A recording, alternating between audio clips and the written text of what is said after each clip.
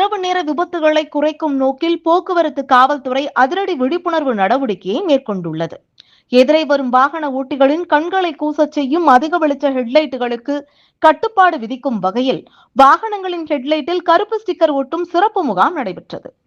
கோவை மாநகர போக்குவரத்து காவல்துறையின் சார்பில் காந்திபுரம் சிக்னல் அருகே நடைபெற்ற இந்த விழிப்புணர்வு முகாமிற்கு கிழக்கு போக்குவரத்து காவல் ஆய்வாளர் செந்தில்குமார் தலைமையேற்றார். எதிரே வரும் வாகன ஓட்டிகளின் பார்வையை பாதிக்கும் அதிக வெளிச்ச ஹெட்லைட்டுகள் சாலை விபத்துகளுக்கு முக்கிய காரணமாக இருப்பதாக கூறப்படும் நிலையில் அவற்றின் தாக்கத்தை குறைக்கும் நோக்கில் ஹெட்லைட்டின் மேல் பகுதியில் கருப்பு ஸ்டிக்கர்கள் இலவசமாக ஒட்டப்பட்டன.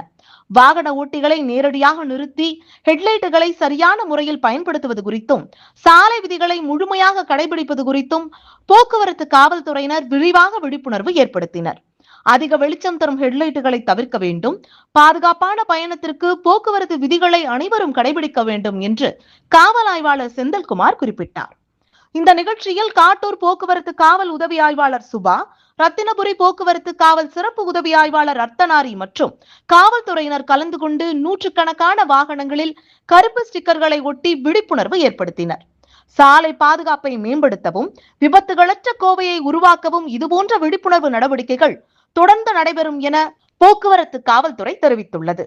ஒரு சிறிய கருப்பு ஸ்டிக்கர், ஆனால் பல உயிர்களை காக்கும் பாதுகாப்பு முயற்சி. அதிக வெளிச்ச ஹெட்லைட்டுகளை தவிர்ப்போம், சாலை விதிகளை மதிப்போம், பாதுகாப்பான பயணத்தை உறுதி செய்வோம்.